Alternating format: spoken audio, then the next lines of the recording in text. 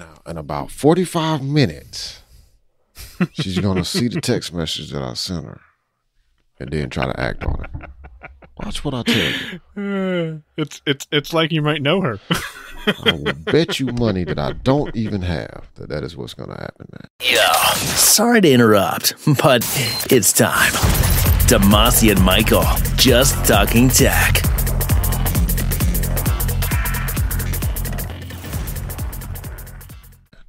Okay, so you were saying you're glad that you asked me to edit 61 because I'm just now getting done with 60. And 60 publishes tomorrow. Oh, wow. Yeah, and I think we've had this discussion multiple times. And it's not that I can't do it. Like when I sit down and I edit the episodes, it's doable. Like it really doesn't take as long as it might, because as listeners might know, we are editing a bit less than what we used to. Like I'm letting technology kind of help me now that I've got that alphonic. How do you say that? Do you know? Alphonic is the word. I say it the same way you would say like audible, except it's phonic, so alphonic. Yeah. Alphonic, okay. Yeah. Anyways, I don't say audible. I don't know. I think I put more emphasis like on the U part of that or something with alphonic though. But a link to it will be at youronpay.com/DM63. I think. Demasi, do you know? Can you check? Because I'm on the Mac and I'm not sure. It is youronpay.com/DM63. We'll have a link to alphonic.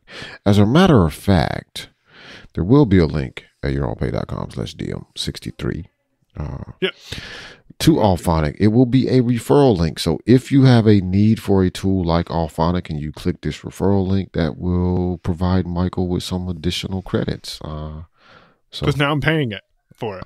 We will appreciate your support of the show by doing that. And it does not cost you a bit additional amount of money. And I'm fairly certain that even if you just make use of the free credits on Alphonic, if you use Michael's link, you will still be helping him out. So we appreciate it. And if you're not, hopefully it helps you out, because now you have a link to go to find it. Absolutely. And you don't have to mess around with the spelling. So you're welcome. Anyways, now I'm relying on that tool to clean up the audio. In the past, I used to pull out, like I would talk and I'd be talking and all of a sudden I'd talk a little bit more and then I'd go, and then I'd talk about more of a topic. So, hold on. Real-time follow-up. I just got a response to the message. Really? Oh, sorry. So how much money were you betting? Yeah, see, man, you should have called it. Oh, man. I thought we was going to be wrapping up when I got a response. Look at there. Yeah. So I'm not taking out every little breath like I used to. I'm letting Alphonic handle the processing of the audio, especially now that we're uploading each individual's own tracks. But the point is, I just have not been sitting down to edit it. And then today I sat down to edit it. I got through like 75 minutes. I literally have 15 minutes left. And I'm like, man, this really isn't that bad. And then I got distracted. And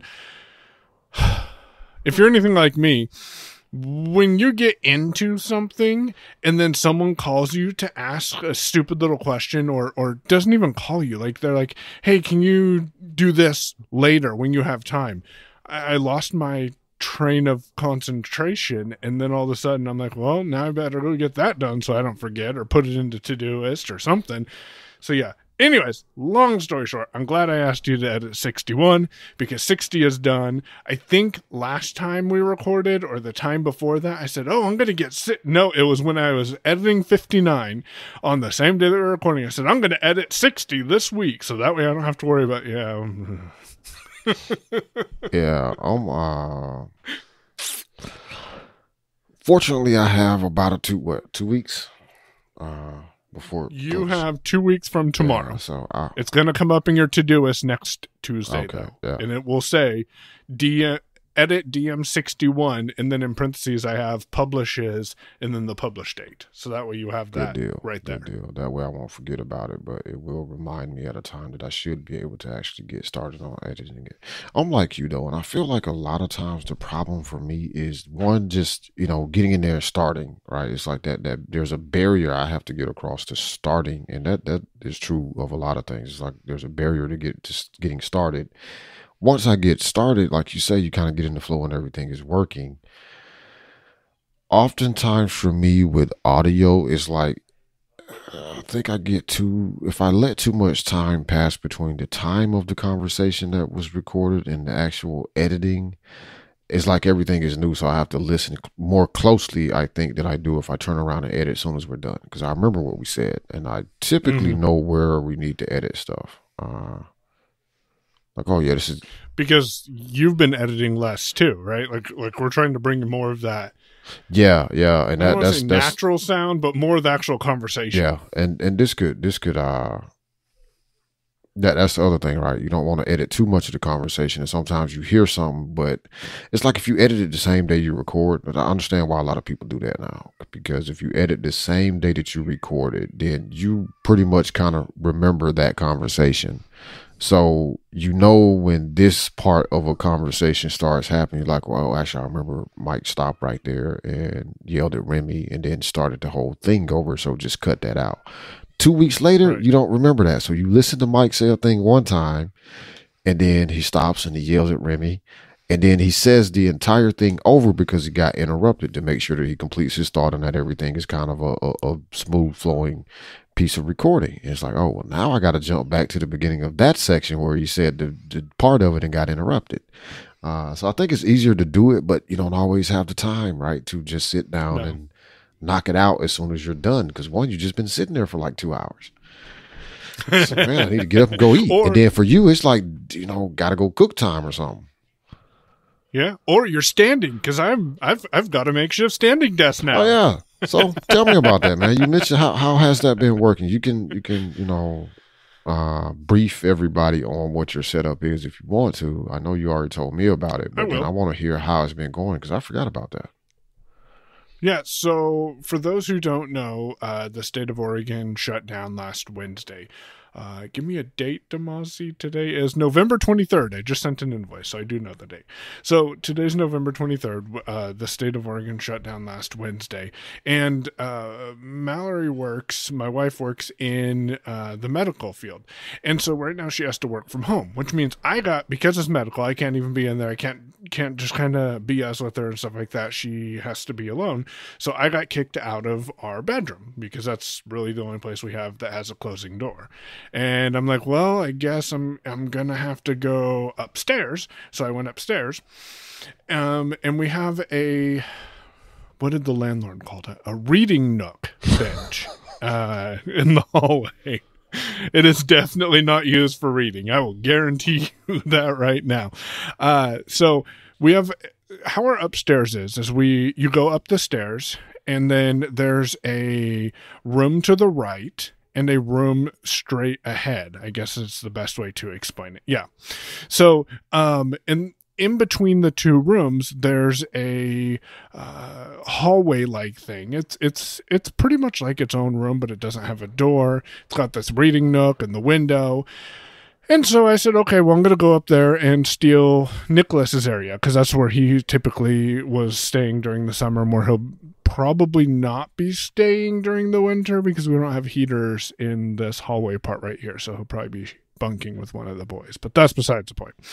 I went and we have a cheap $20 dresser from Walmart. It's a 4-drawer plastic dresser, and I grabbed that and I set it up on the reading nook, and it puts the keyboard that I need directly in front of me at about chest level, and then I have one of the old mattresses sitting between me and the dresser, which kind of gives me something to lean on if I need to, and it's just there.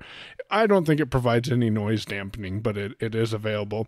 It's psychological noise dampening. Right.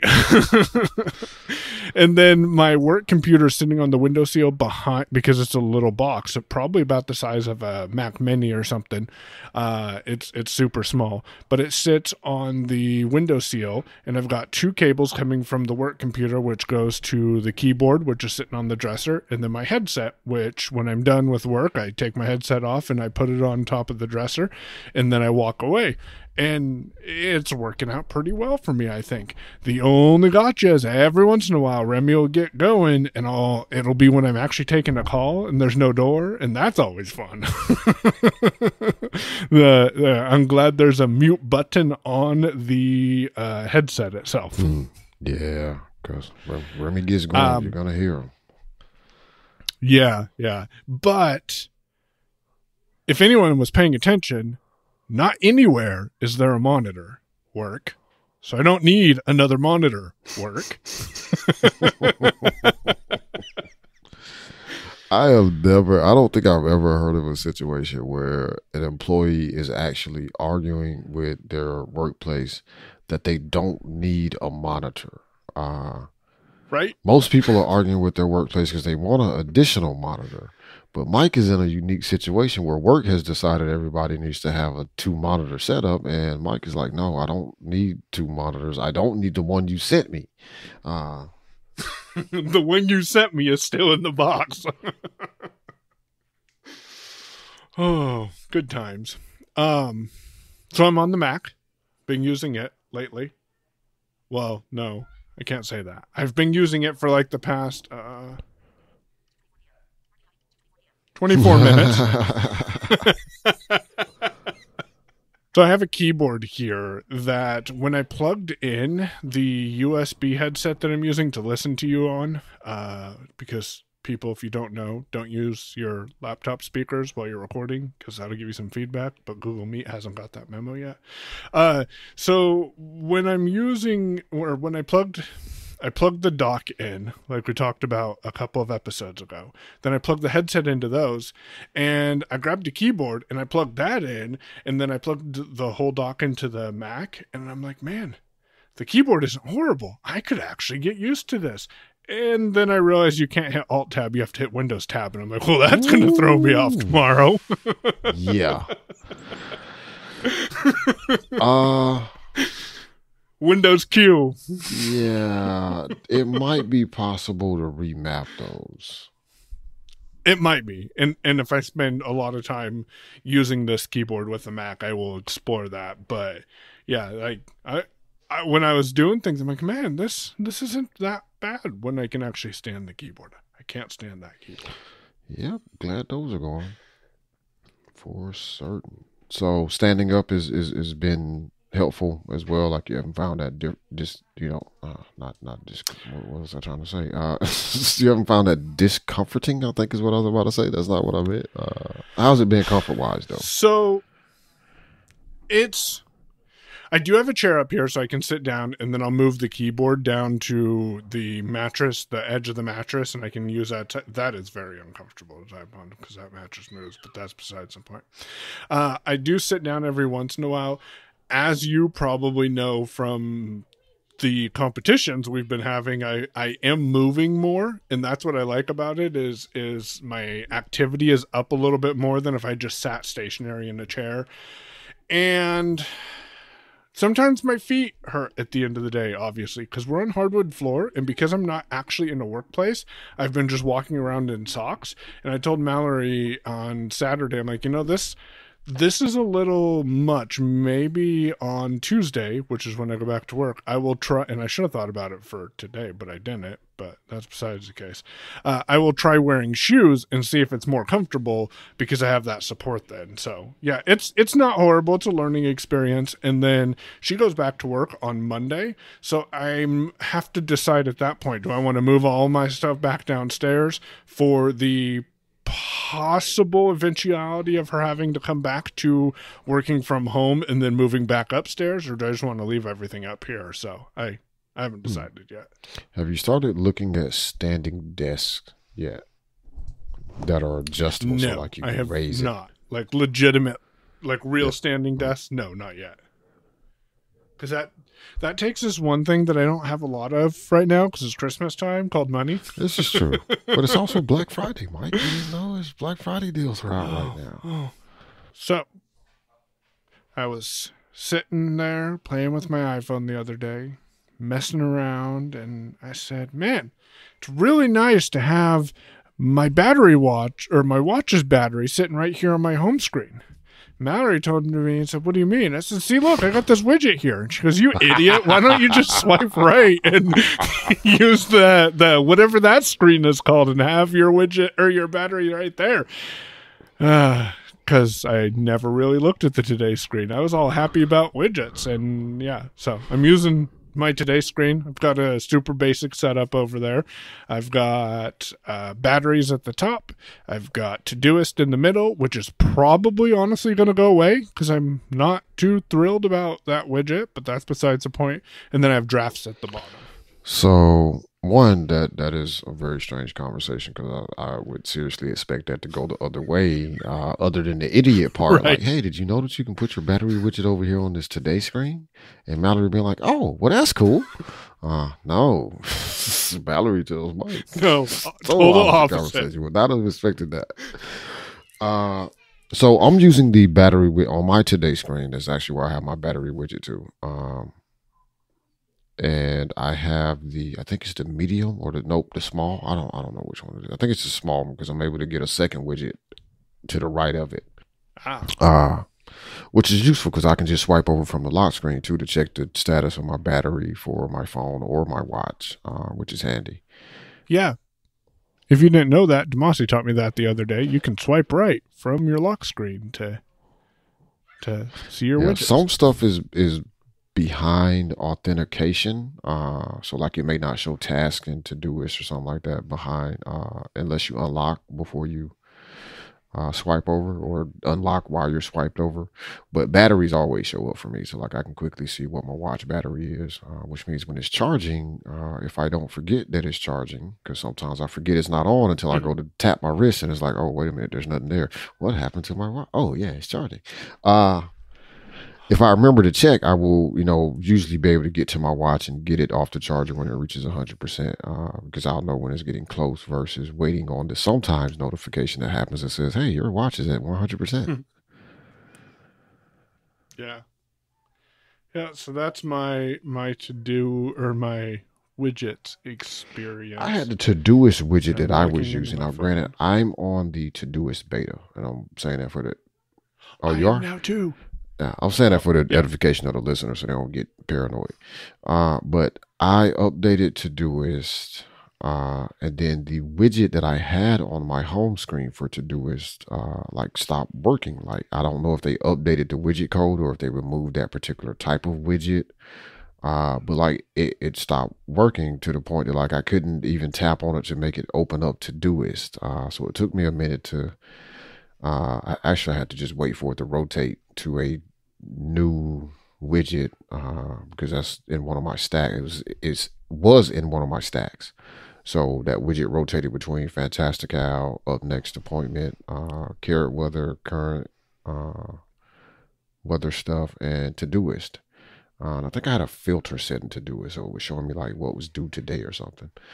But I couldn't even move between the widgets. I just had to wait for it to update by itself, move over to a different widget by itself before I could get in there and edit it and actually remove that particular widget. And I have not yet added it back because I'm curious as to what happened, and I haven't had time to kind of really investigate it. So, but I haven't added any new widgets. My home screen is actually pretty bare at the moment. I actually spend more time on my second screen than I do on the home screen, which is stupid. But the home screen is a work in process, so I don't want to just throw all the junk on the second screen back on the first screen. But I got shortcuts I need to create. So my home screen, I recently actually just changed things around. Well, All right, let's step back to last Tuesday. Well, we're sitting before the state shut down. Mallory and I did go out to a restaurant, and we got takeout for the boys, and her and I kind of just had an evening together. And Mallory said, "Hey, so your phone keeps hanging up. Why? Like, do you want to just get a new phone?" And I'm like, "Well, I kind of want to, but we don't necessarily have the money for it right now. How about I try to reset my phone and see if I still have the issue with it hanging up?" Side note, I am not having that issue now. And so I went ahead and, while sitting at the table, without even thinking about it, just reset my phone. And I'm like, oh, reset to factory defaults. Aside from my 22-day streak that I lost, which I'm working my way back up to on my watch, I obviously lost everything that was on my home screen. And so I took a majority of the stock apps off of my home screen, and because I'm going to use a lot of shortcuts on the home screen once I actually get that all set up and built out. And I'm going to look into playing with workspaces and drafts, and we can talk about that in a minute. But right now I have Todoist in the top left corner. I have Mail, and then I have App Store and TV for some reason. I'm not sure why that's still there. I just haven't moved it off. And then I have Health, Settings, and that's it. That's all that's on my first screen. And then in my dock, I have Phone, Safari, Messages, and Drafts. And that's gonna, like you, my screen setup is a work in progress. Things are gonna change. For example, the DM show shortcut isn't on my home screen yet. I'm gonna move that, or maybe I will look into implementing drafts, since I'm using drafts more, and just list off things and then run a shortcut run an action that runs a shortcut and throws them all into Todoist. But my gotcha with Todoist and drafts, maybe you have an answer, is I haven't figured out how to put stuff into projects into Todoist and parse the draft to add each new task and do that. But I've not figured out how to put stuff in a section inside a project yet. That might require a little bit more work there, because I think because the sections are fairly new, I don't think a lot of people have built actions already that support that, but I do know it's supported over their API, so that just may be that may be Michael needs to reach out on some forums and ask some that people. might be a thing for the drafts forum to ask over there. I did sign up for their discourse using Google to sign up, so I don't have to create a whole new account or anything. I just said sign up with Google. I'm finding myself falling back into that habit more and more too, of just using my Google account, because I'm probably, like, the likelihood of me canceling my G Suite account is highly unlikely. And if I did, I probably still would just keep the account open and just cancel the G Suite license, so I still would actually have access to the account. Right. So yeah, I find myself doing that more and more. I was going to say that we will keep everybody apprised and updated on our home screen situations, because yeah, they're in flux. Yes. Man, complications on my watch. The other day we were talking about you and I offline were talking about my modular setup. So I've got a timer in the top left corner. It's got the time in the top right. I'm using Carrot Weather for the primary complication on that screen. I've got it was drafts. That's another thing that's in Flex. But I took drafts off of the complications and I put just press record there, and then I've got activities, and then I've got Fantastical. Well, Fantastical, I thought it was just me. Literally just shows me the date, and it's driving me crazy because I look down there expecting to see my next event, and it only shows me the date, and so I gotta change that complication in the bottom right corner. Yeah, that was my gotcha. And the reason I switched from drafts to JPR is because my thought was, I'm going to dictate to my watch. The whole point of putting drafts at the bottom left corner of my watch was, if I'm on a phone call or if I'm out and about and I need to take note of something, I can quickly dictate it into drafts. Well, my thought was dictation is not very accurate in some instances. It's gotten better, and on the watch, it seems to be better than any other platform in Apple's ecosystem. But it can still screw stuff up, especially if you're trying to keep track of a confirmation number after you just paid a bill, and I'm paying a lot of bills right now. So my thought was use JPR, automatically hit that complication, that starts recording, and then just repeat back the confirmation number or whatever I'm trying to confirm, because then I have it in my voice and I can go back and transcribe that however I need to and deal with it later. So that's why I swapped those two complications out. Makes sense. Makes perfect sense. I used to have both of them side by side on the Siri face for a while for that same reason. Because I would use drafts when I was just dictating something that wasn't critical. Like if it was screwed up, it would just be a note to myself or something, and I could, usually figure out what I meant. But then I would use JPR when I wanted to make sure that I had, the best version of it that I could possibly get. And like you said, having it recorded in my own voice, even if JPR's automatic transcription didn't pull it out right, I can just listen to it and know what I said because I heard me say it. Right. Oh, that was 6789, not 6987. Yeah. That was a bad example, but people are like it was, but I couldn't think of a better one at the moment either. It's like, well, but people who use dictation know what happens. Yes. If you don't use dictation at all, then, well, you don't know what happens. But yeah, I've had some sentences go seriously awry in text messages and be like, you know what, I can't even send it. Sometimes I will send stuff to Mike because Mike will mostly know what I meant. On occasion, I'll send something to, and if not, I'll react with the question on mark. occasion, I'll send something to Mike, not realizing that it didn't get as good as I thought it did. Because here's what happens to me sometimes, right? And I don't know if this happens to anybody else. I'm pretty sure it has to. Because I think it's just the way dictation works, especially on the phone or the watch, but especially the phone. You're in a message and you dictate a reply, and when you do the 2-finger double tap to stop dictating, it goes bing, bing, and then it says ellipsis, and then it reads back something to you. You're like, oh, okay, that's close enough. And then you hit send. But what has happened in between the time you hitting send and what it initially spoke to you is it has rearranged some stuff because it's like, oh, actually, we think you said this. And it seems to be, in my case, words that sound vaguely like the names of apps on your phone. I don't know if you've noticed that, but all of a sudden, a word like catch her or something like that. Man, that sounds like a weird text message, but something like that all of a sudden has Castro in it because I think it's picking up the data from your phone and saying, oh, he was probably talking about Castro. No, that I was trying to say that I had a problem with this captcha. Could you come up here and help me solve it? Yeah. That is a great. Yeah, I've actually had that happen, and I even got Castro. But I think it's probably looking at what you type a lot, and me and you, at least, and I'm pretty sure you and some other people, either are talking about Castro in a text message, or you send them links from Castro. So that could be the reason for that too.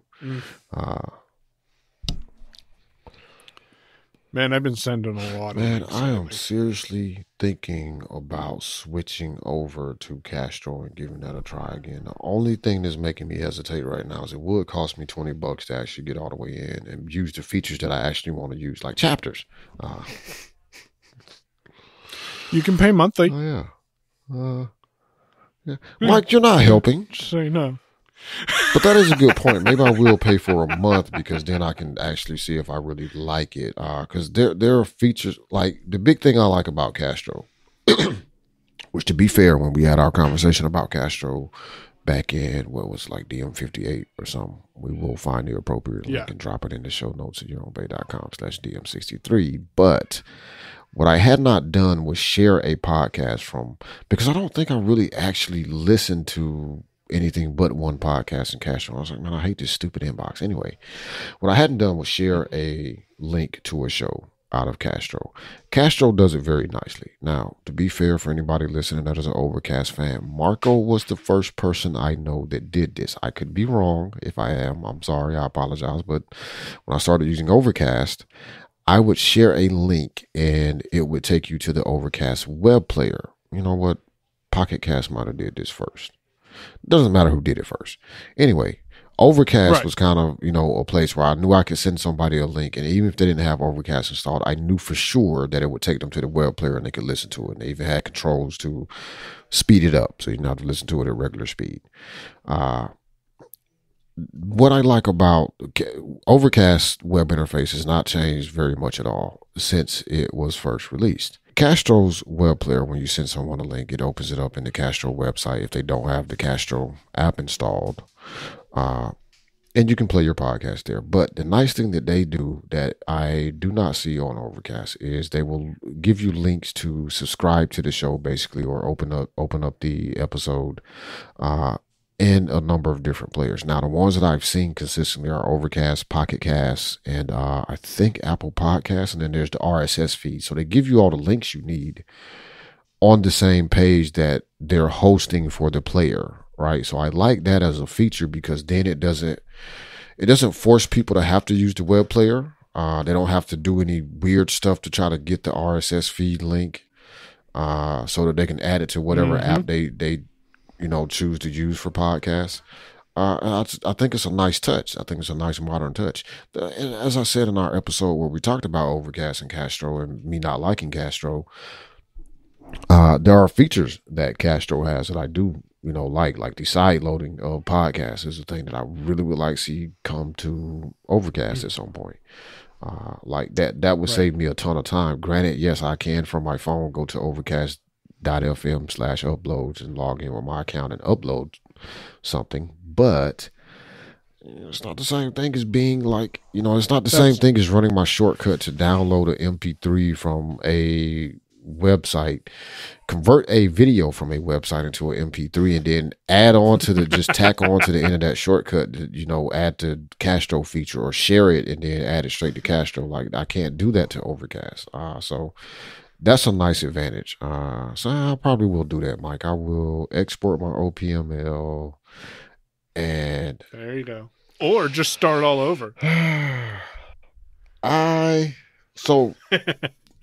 The reason I don't want to do that is because there are some shows that I would forget about, or there are shows that are no longer being published or actively, published that I have in Overcast that at least if I bring the OPML file in, I'll be able to get those subscriptions back. Although you might be right. It may be worth actually starting from scratch and just adding a handful of shows so that way I don't get overwhelmed with it, because I do have to do some configuration and Castro to make it behave like I want it to. The less shows I have to deal with and episodes I have to deal with as new, I think I'm going to start over from scratch.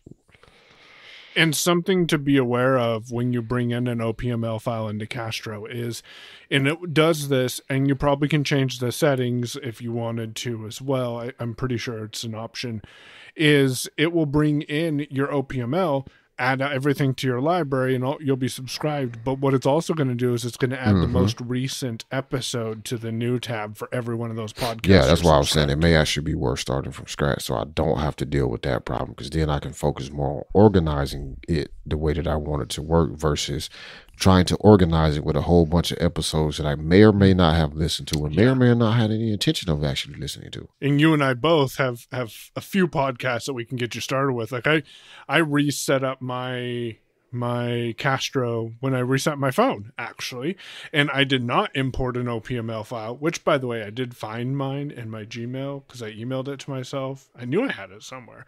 And so I've reset it up, and I really just have the essential podcasts that I know I want to listen to on a daily or weekly basis.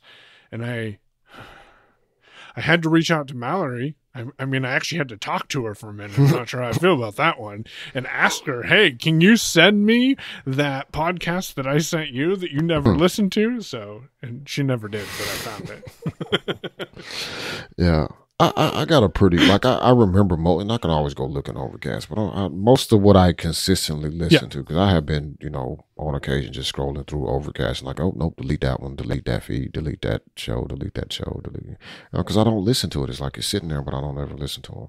Stuff I tend to listen to, short list for me is like ATP. Connected has now made that list of like, yeah, I gotta listen to that every week. Yep. If nothing else, because it will brighten up my week if it's been going rough, and if it has not been going rough and it's been going okay, then well, it's just a nice, funny interlude. Or lastly, it'll make you want to buy a new Mac. Yeah, but everybody's doing that.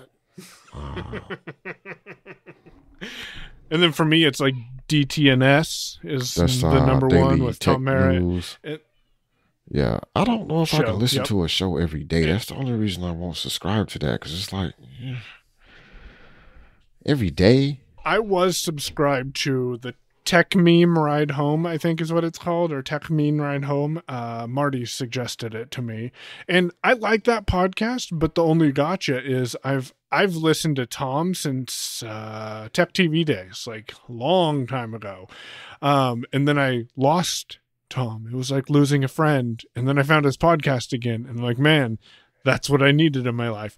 And so Tech Meme Ride Home and DTNS are 99.9% the same things. The only reason I listen to Tech Meme is I listen to the Friday show, because Friday he has the Friday long read. So that's the main reason why I listen to it. I have not checked out the Ride Home podcast by Tech Meme. I've heard advertisements for it on different shows that I do listen to, but I haven't checked it out. So think it's something I should give a listen. Again, it's a daily one. It's not that big of a deal. It's just like, daily show. It's like, where do you, I guess I could still do what I do. I haven't really, like, I'm now have DTNS in my feed because you sent me a link to their episode about M1s. So I guess I could just look at the titles or whatever and see what's going on. I tend to be a little wary of basically I need to set up a morning routine. Like I think and that may be what I do, is like find a couple of daily shows that are short, and add them to like my morning routine. What would they be out? I don't know. We'll figure it out. So DTNS comes out at 3 my time, which would be 5 your time PM. And so what I typically do is I listen to DTNS while I'm doing dishes after dinner. But I typically only listen to music. Man, we had this conversation in our team chat. I almost said at work, but I wasn't at anywhere. We were talking about Apple Music versus Spotify. I usually only listen to music when I am working. And sometimes I'll listen to podcasts to just have something in the background, but yeah. I cannot do podcasts while I'm working. Well, I'll take that back. So I can't do it if it's something that I want to hear. Like if I just need the noise on, it's fine, but like I don't get distracted by people talking while I'm doing stuff. It's more or less like I can't listen to the shows that I normally listen to while I'm working because I want to hear what they're saying. And like if I'm trying to focus on what they're saying, I'm not paying attention to either thing that I'm doing. So yeah, that tends to be music time for me too, is when I'm working on something. Like I said, I'm in Daily Tech News. I'll try out Tech Meme. I do like to know a little more, which is the show that me and Mike both said we were going to subscribe to on several occasions. Ooh, he should have a new episode out today, I think. Yeah, he's got a good episode on public key cryptography that I found. I understand it on a deeper level than he was trying to explain it, but I thought it was a very good explainer for someone who knows nothing about it. Like he had, it was very well done. I've been using Twitter, and I'm not sure how I feel about that. Like the actual native Twitter app. I am once again. So I had sort of reconciled myself to using the Twitter app because one, it made me not just sit there and be in Twitter all the time. But the thing that I had the Twitter app on my phone for initially anyway was notifications. Because there are certain accounts I follow that I do want a notification when they post, because usually what they're posting is something, that I probably want to see or might want to see. Right. So, for example, when Rogue Amoeba updates, like, status update on Big Sur compatibility, like, yeah, kind of interested in that. Or a security guy posts about, Apple going around firewall apps on the Mac in Big Sur. It's like, yep, that is a thing that I would like to be aware that's happening. But Yeah, oh man, yeah. so they have updated. I updated the Twitter app a couple of days ago as of this recording. So it would have been like, what's the date? 23rd, second, third, fourth. I don't know, something like that. Between the 18th and the 20th of November, I updated the Twitter app. And all of a sudden, like I am in the midst of reading a tweet, like reading a thread in a tweet, like the tweet and then the replies to it or whatever, right? All of a sudden, Twitter decides it is going to first pop up a thing to tell me about something. I don't even remember what it was. Something about how you can now filter tweets or something, or adding topics. That's what it was like. It wanted me to add topics. Like, which topics are you interested? I'm like, I was reading something. What are you doing? Right. And now I have to start all over. And no, don't tell me I about don't care about fleets. I don't care about them. your new organization or following or none of like stop. And like it pissed me off so bad to that point that had it not taken over my entire screen, if I would have been able to just hit the compose button, I would have tweeted like, okay, I'm done with the official Twitter app. Back to Twitterific. Bye. I have thought about playing with tweetings because I've read some good things about tweetings, and I had a good experience with it on Android. But it's like $5, and Twitterific's working just fine for me. And as I said, I'm playing with the native Twitter app. I'm not sure if I'm going to keep the native Twitter. Actually, what I might do is I might take the native Twitter app off of my phone, but leave it on my watch just for the notification purposes. Would that work? I don't know, though.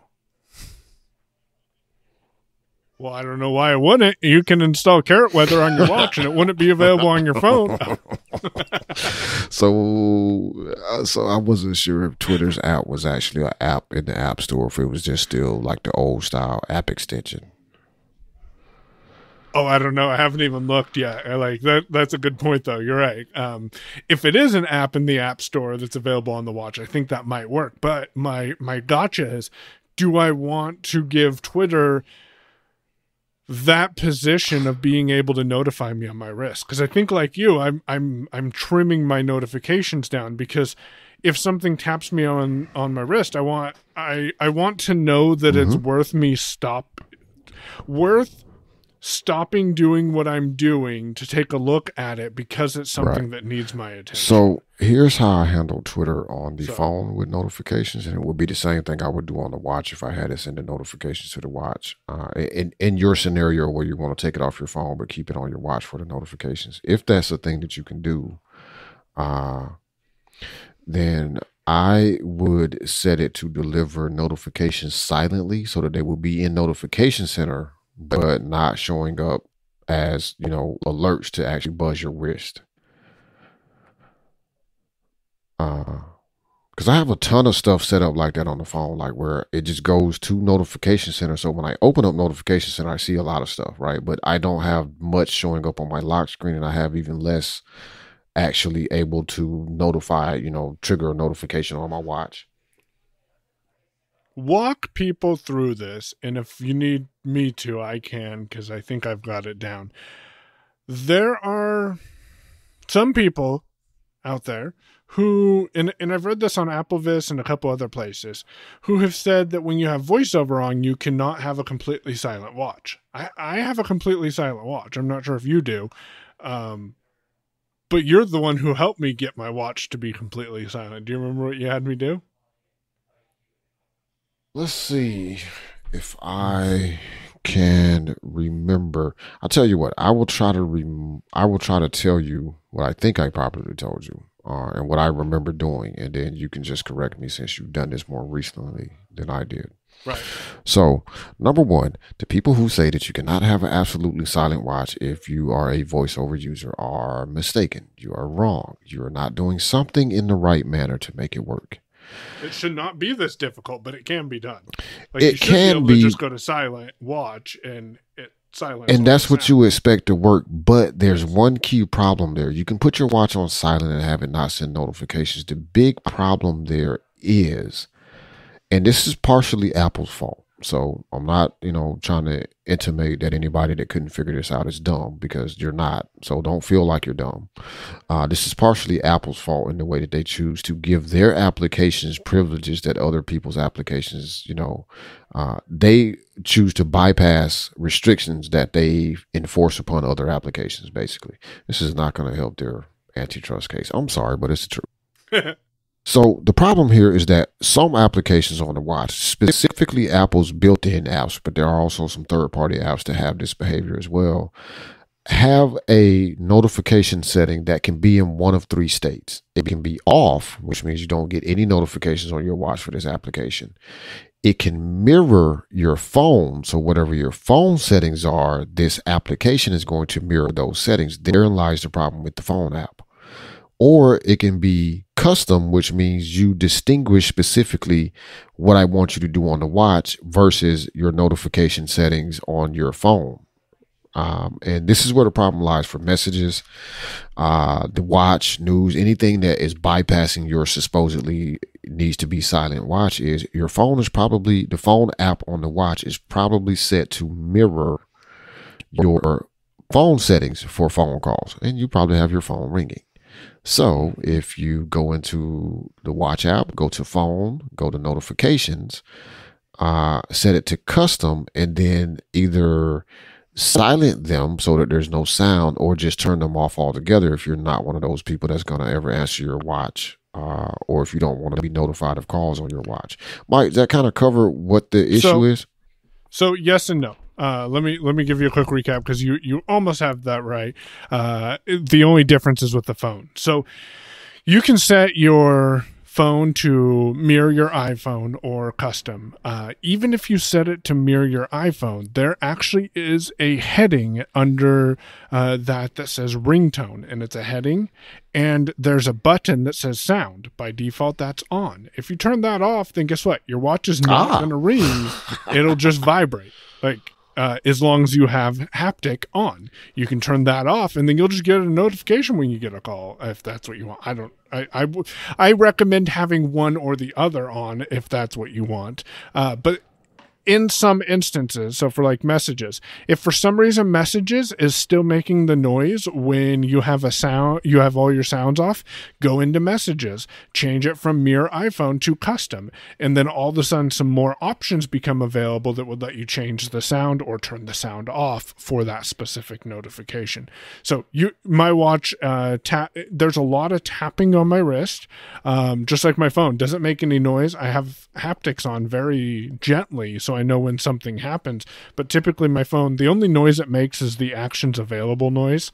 I turned off, I got tired of voiceover saying actions available, so I turned that off and set it to a noise, because I want to know when there's actions available, especially on a new app. But my watch, it starts out in the morning at 5 a.m. and it taps me on the wrist to wake me up. So my phone does not ring. If I get up before then, my watch will say, hey, it looks like you're up. Do you want to disable your alarm? And typically I say yes. And then it will, when it comes Hold time on. to my... 1 sec. What? I need to hear about this right here. Gotta stop you. Okay. So are you using the sleep time thing? Yes. Okay. So that's why that house. Like, wait a minute, my doesn't do that, man.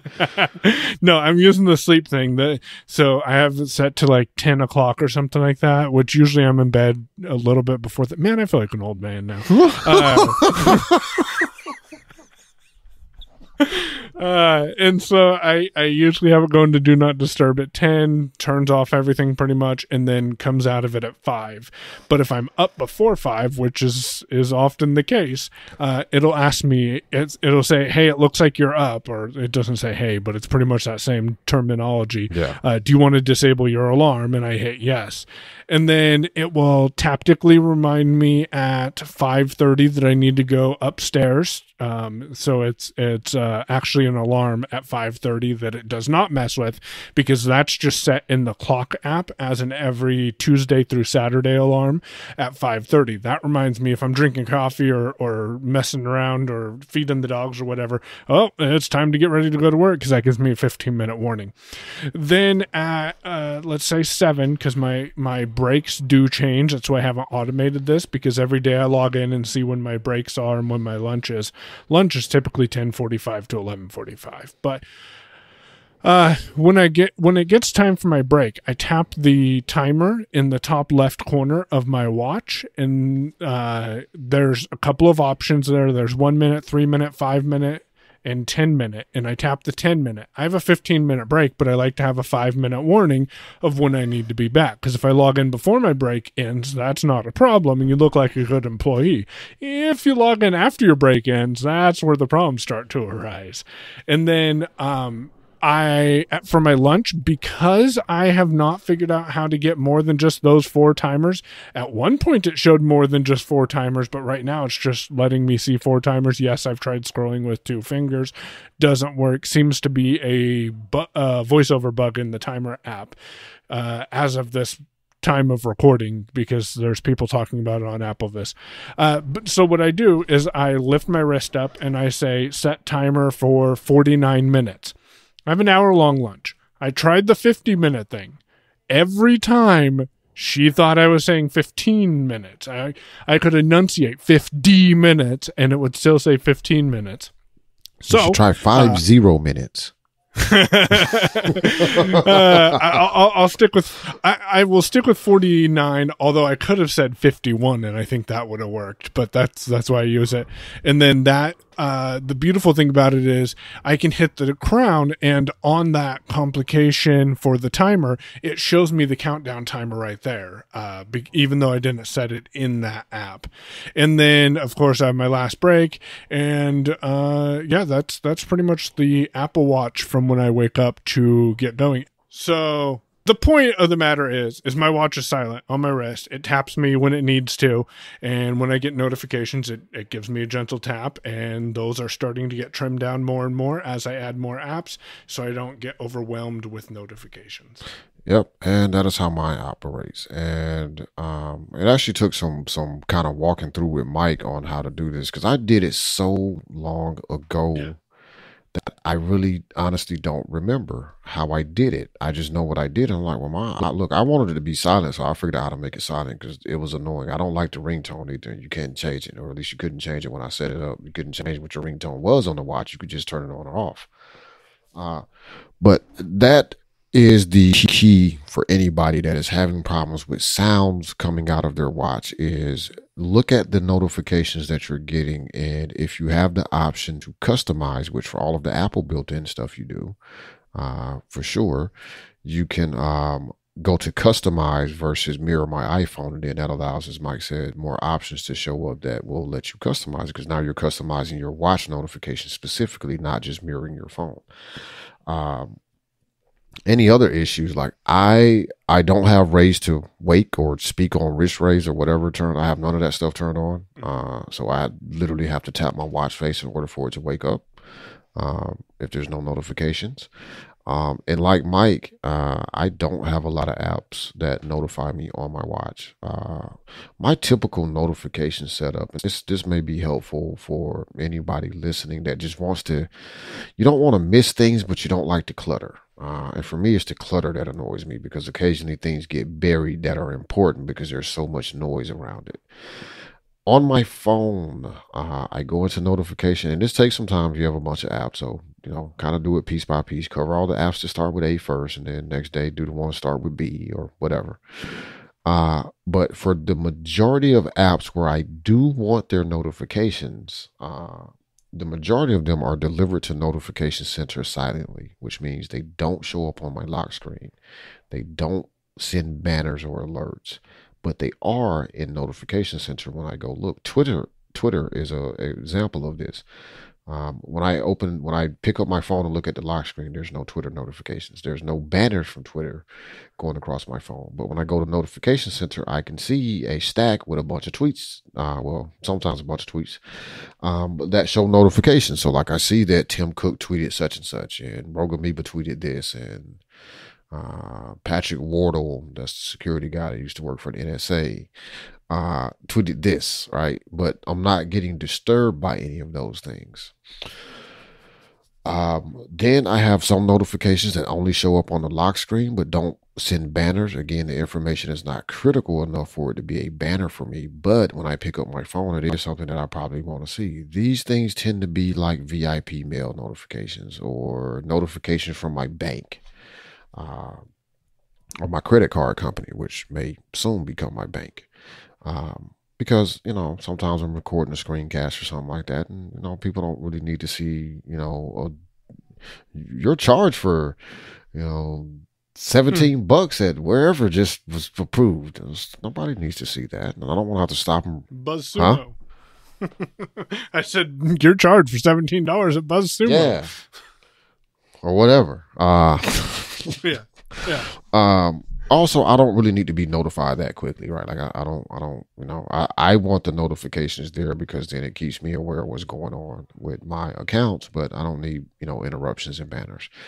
And then there are very few notifications that come through so for example, I don't have notifications show up as banners for text messages. So typically my phone is on what would be known as sound mode. So like I have the switch on the side flipped forward. Now I have a silent ringtone. So all my phone does is vibrate when it rings. Doesn't make any noise whatsoever. I accomplished that simply by going into Reaper and recording a bunch of silence for about 30 seconds and then making it a ringtone. Adding it to my phone. That's how I did that. It's not difficult. I also have messages using that same silent tone, no noise coming in from messages, with the exception of a couple of people. Michael is one of those people. Tia is one of those people. And there's a few other people that if they send me a message and my phone is not actually set to the silent mode by flipping the switch the other way, it will make a little noise. And it's just so I know that the message came from them. Typically, I just have a little custom vibration set for messages. So I know when my phone makes this little certain vibration, I just got a new message. And if I have time to pick it up and look at it, I will look at it. If I don't, and if I'm reading a news article and don't want to interrupt it, I don't have to interrupt it. My watch, basically nothing comes there. Like it taps me when I get a phone call because like Mike, sometimes my phone is not where I am and maybe I need to answer the call immediately, or maybe I just need to look at it and be like, nope, nothing important. Is somebody going to call me and tell me that they've been trying to tell me about my insurance or call me about my car warranty or something stupid like that.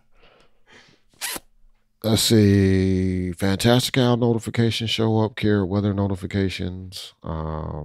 Text messages do show up on the watch because, that just seems logical to me. I don't get a bunch of text from a bunch of people because I'm a very solitary fellow. But if you go to yourownpair.com/DM63, we'll put a phone number.